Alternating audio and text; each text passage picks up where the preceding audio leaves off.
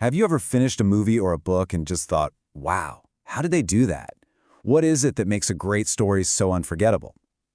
Well, it turns out there's a kind of hidden blueprint, an engine that drives the whole thing forward. And today, we're going to deconstruct that blueprint to answer one big question. What exactly is plot? So here's our game plan. We're going to start by sorting out the difference between plot and story. Yep, they're different. Then we'll dive into an ancient but super important three-act structure and see why this blueprint is pretty much the secret key to understanding any story. All right, first things first, let's clear up the one thing that trips almost everyone up. We tend to use the words plot and story like they're the same thing. But, when you really get down to it, they're fundamentally different. Check this out. A story is just a sequence of events. This happened, then that happened. The king died, and then the queen died. Simple, right? But a plot connects those events with cause and effect. The king died, and then the queen died of grief. See that? That one little phrase, of grief, changes everything. That's the why, and that why is the absolute heart of plot. So where did we even get this idea of a structured plot?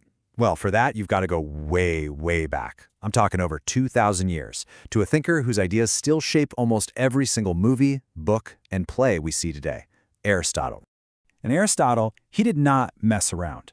He didn't just think plot was important. He called it the soul of the story, the soul. To him, it wasn't just about the characters or the setting. It was the specific arrangement of the events that gave a story its real power, its life force. He basically saw it as a chain of dominoes. A good plot has to have a clear beginning, the first push. It needs a middle where things logically unfold because of that beginning, and it absolutely must have an end that feels like the natural, inevitable conclusion of everything that came before it. Okay, so this ancient idea is cool and all, but what does it actually look like in practice today? Well, that classic model has evolved into what we can break down into 6 essential stages. Let's get into the anatomy of how a modern narrative is built. People often call this 6-step journey the plot mountain, and it's the path that most stories take to build tension, create meaning, and give us a really satisfying emotional payoff. So, let's climbing. Every story's got to start somewhere. We begin at the bottom of the mountain with the exposition. This is where the scene is set. We meet the characters, we see the world they live in, we get the status quo, life as it is before everything gets shaken up. And then, bam, the inciting incident. This is the event that shatters that normal world. It's the spark, the call to adventure, the thing that happens that means there's no going back. This is what kicks the whole plot into gear. Now we begin the climb. The rising action is a whole series of challenges and complications.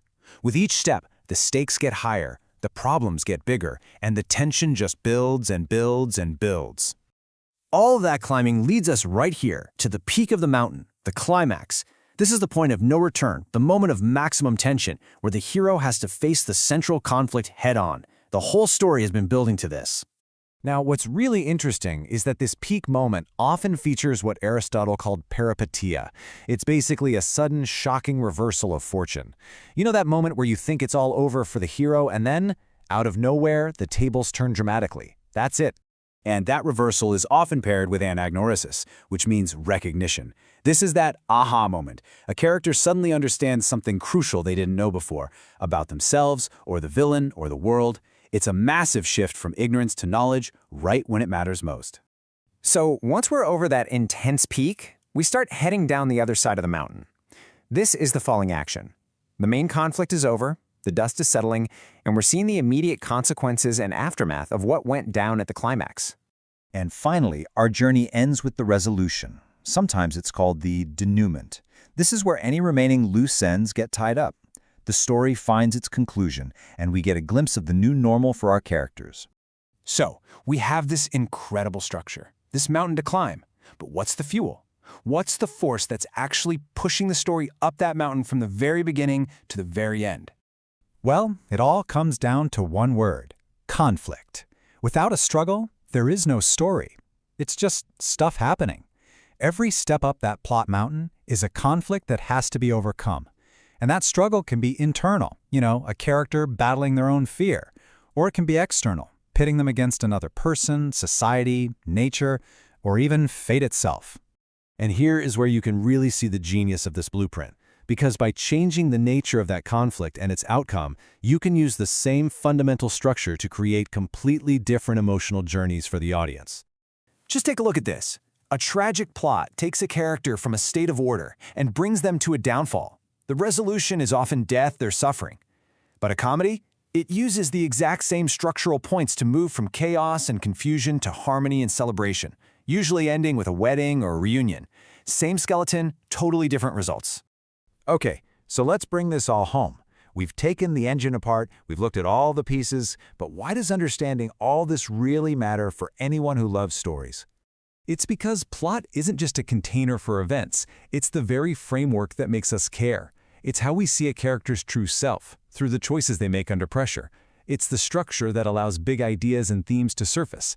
And maybe most importantly, it's what transforms a list of random events into a meaningful, emotional experience. So now you have the blueprint. The next time you watch a movie or pick up a book, look for it. You'll start to see that engine working just under the surface, that chain of cause and effect that keeps you hooked. You'll see how it all connects. So the only question left is, what story will you deconstruct first?